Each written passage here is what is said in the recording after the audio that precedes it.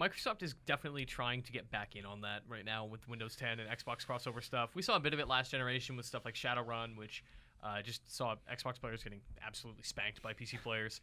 But it was a cool initiative, and I think that cross-platform play, even if you can't have it between PS4 and Xbox, is really great to have it on PC, this neutral platform that can talk to both. But, I mean, Dan, you've been tweeting a lot lately, and it's just been on my mind that Microsoft is going hard at the PC audience. It's trying to make people think they're going to do great things for PC. But do you think that's true? So what I was taking issue with was that Microsoft is branding a bunch of stuff in Windows 10 as Xbox, like they have an Xbox app. And my concern is that that people out there will be confused by that and think, oh, I can buy an Xbox One game and put it in my PC and it'll play, and that's not the case. I think they are probably, like many other things, I think they're probably going to end up walking that back. Well, they've done this many times in the past as well, and they've failed at every single step. Right? Yeah, I mean, it's just Windows I was Live. going to say, you didn't like games for Windows Live? Come on. Right. I mean, I'm not saying that I don't have high hopes. Look, I have all of the consoles. I'm a PC gamer as well. Anything that I can play a game, I pretty much want to play a game on it. So I'm all for it. That said, there has to be a relevance to it. Like there has to be a need. Like cross-platform play makes total freaking sense. Yep. Things like the achievements or trying to bake in features that don't even make sense on the specific platform. It doesn't work for me. A lot of it just seems like really trying to just bake in things that you don't really need. Well, and it comes at the cost of locking down PC games in a console-like way. Games for Windows Live did that with save games. Like I lost my Batman Arkham Asylum save many times. Like I just want to reformat my computer, and I just lost the save because it wouldn't transfer because it's like encrypted because of Games for Windows Live achievements, which I don't care about. I couldn't play Dawn of War 2, Warhammer Dawn of War 2 for a long time because it wouldn't properly read my save file. Which sucks because that game is incredible. It is. And they fixed that. They've removed Games for Windows Live from pretty much all games now. So you've also been a pretty big naysayer of the streaming. I just it saddens me to see Microsoft's philosophy on adding value to the PC by turning it into an accessory for the Xbox One.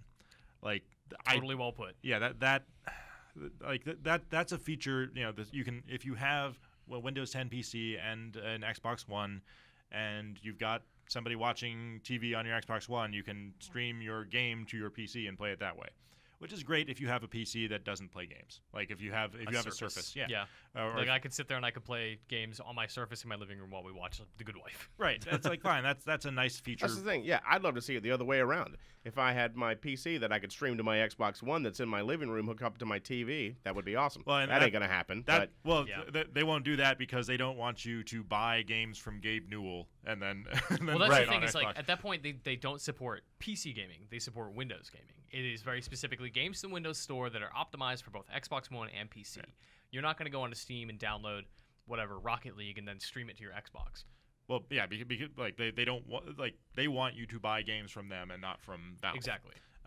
But I mean, Valve is putting out the Steam Link this November, I think, which is going to be a $50 dongle that you just plug into your TV and stream to that. To the TV. So it's just a matter of switching your input again. But yeah, if the Xbox One would switch my inputs with a voice command, then it would actually be useful. But anyway, man, that would be great. That'd be so good. Yeah, but they don't want to do that because I want to lock you into that. But let's stop talking about the Xbox. Well, I want to talk a little bit more about it because I think it's interesting. Phil Spencer tweeted this week, and there was a little bit of confusion around the tweet, like what the intent was. But the understanding that I had from this was that Phil said mouse support is coming to Xbox. And yeah, so that's not the first time they've tried to, or they've implemented mouse support on a console. The PS3 you could plug a mouse into. Yep. The thing is they're never going to implement mouse control in games because it will upset their level playing field. That's true, and you also they would have to come with a pretty significant update to Xbox to allow people to customize their bindings, and if you're going to have mouse and keyboard support, every game needs it. You have to hit that level of expectation that a PC gamer has if they're going to be playing a game on their console as though it's a PC game. Well, that's the thing, right? With console games, you can lock in exactly what you want the control scheme to be. Yeah, as a developer, I mean, on PC, you got to leave it a lot more open because people want to be able to, they have certain setups that they're used to resting their hands in certain places or certain ways they're used to playing games. So you have a lot more control. It's also so easy to hook a PC up to a TV anyway that I struggle to see what the value. I did it this weekend. Would be anyway. I was like replaying Portal. It is literally one cord. It is literally I plug my HDMI cord into my TV like it's like my PC is a console, and there you go. But that's where Steam Link comes in, and that's where like I'm so tired of dragging my PC out of my room and into my living room. Well, laptop. So yeah, that's the thing for me. I still haven't gone small form factor for my case. I still have a big honking case, so that's the only thing for me. Yeah, and I think Steam Link is going to be my solution. Like my Xbox One is not going to be my PC gaming middleman. No. It's going to be a Steam Link.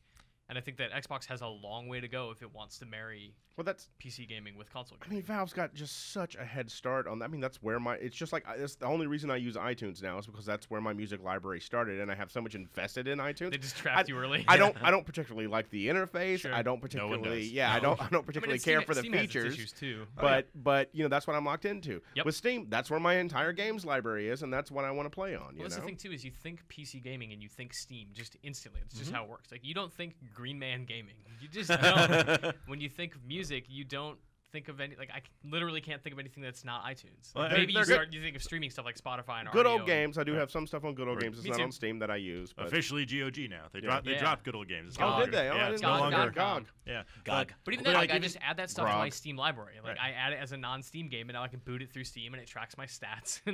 Now they've got GOG Galaxy as well, which is a pretty competent competitor for Steam as a launcher and client. But I'm invested, Dan. I can't. Yeah. Like Steam is always going to be there. Like even if you were to put your Steam games, games you bought on Steam into the GOG Galaxy client and then use that as a launcher, it's going to launch Steam in order to launch those games. Yeah. So like Steam is here to stay. Like that's not ever like it would take a major catastrophe on Valve's part to drive people away from that. And it's silly of Microsoft to think that they can circumvent that by only supporting Windows games, not PC games. And it's not even Xbox games, right? Like you're going to be streaming Xbox One games to your PC next year, but one of those games is not going to be Halo 5. You're definitely not going to be playing Halo 5 with a mouse and keyboard. No, well, I mean, you can stream it to your PC, but you have to use an Xbox controller. And that's my point, is if you really want to make PC gamers feel like they are part of your video game ecosystem, you have to give them the tools they're used to. Yeah, the control systems that they want. Like that would disrupt Halo multiplayer in a big bad way. I mean, even though I'll tell you what, Halo, I play a lot of PC games with my Xbox controller now. Me too. Still, so I do as well. I mean, certain games, like for one thing, they just don't do a great job of doing the mouse and keyboard implementation. So, it's designed to be played with a gamepad. So sometimes you just have to do that. So, is there a solution? Can Microsoft, what does Microsoft need to do to make PC gaming relevant for, I guess, the Xbox gamer or anybody who wants to? I mean, I would love to marry those and just have one. The idea of Xbox as a video game platform on my PC, on my console, on my phone, whatever. Like, what do they need to do to achieve that? Like, I don't think that's a possible thing to do. They've got multiple platforms. Yeah, I don't think it's necessary even. Too. No one needs that. I don't. For me, they think they do. Well, they want people to think they need. For me, it's kind of like the failure of Windows 8, right? They wanted to create this OS that would be work on tablets and work on desktops and actually on the Xbox as well, right? With the same kind of looking interface, and it just failed horribly for everything, in my opinion. I mean, I hate Windows 8. Can't stand that interface. Well, once you install Classic Shell, it gets better, but because it's no longer Metro. And 8.1 did a good job of getting away from that. But I think one thing they could do, for example, is implement a cross-buy like system. Yes, and that's the major catalyst for me. Yeah, and they also have to put out their A-list games on PC if they want to make PC gamers feel like they're being treated equitably. They are putting out Gears of War, right? Yeah, the Gears of War remaster. Oh yeah, Ultimate Collection, and they've hinted very strongly that Gears of War 4 was also going to be coming to PC. Right, which would be fantastic. That would be a great step in the right direction.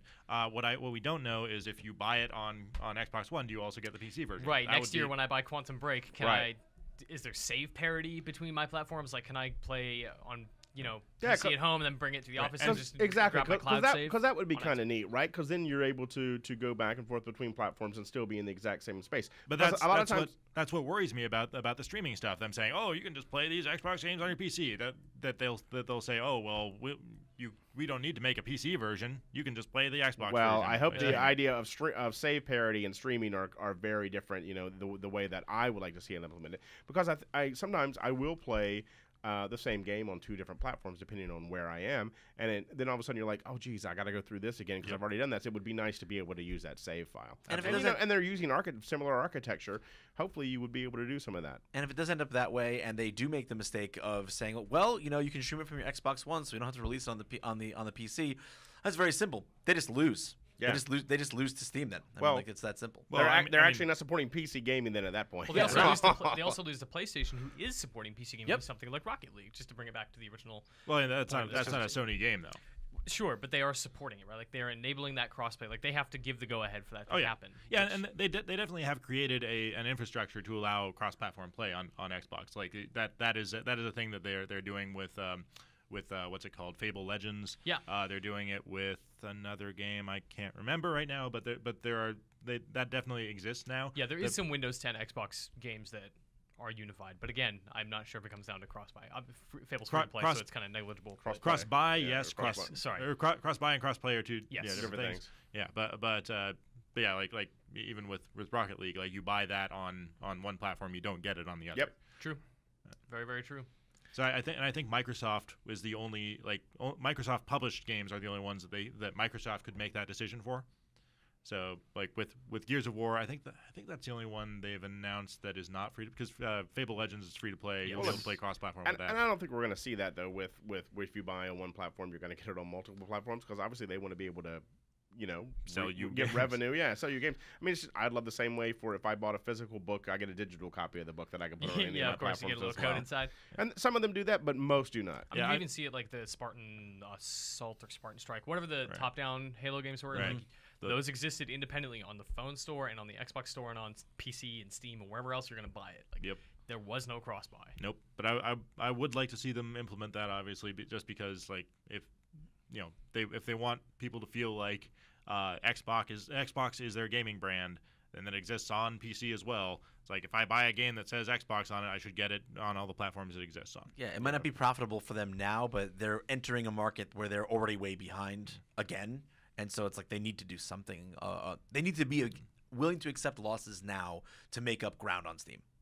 I mean, Yes. they've already tried this and failed before with Yep. the Games Windows Marketplace. They're Hopefully, kind of making the same mistakes. Yeah, right now. yeah. I mean, Or the same mistakes differently. it remains to be seen. Like it's a different group of people behind it, but it's Very true. It's just a matter of whether Microsoft will allow itself to compete in a meaningful way. Yeah, and I do respect Phil Spencer's steps toward making these things happen. Like, even though it is not the ideal, I think it is decent first steps and maybe just kind of, like Vince said, like laying the foundation for something to become great. Yep. I think in the end, though, it everything they do has to serve the user. It can't just Yes. serve Microsoft. Totally agree.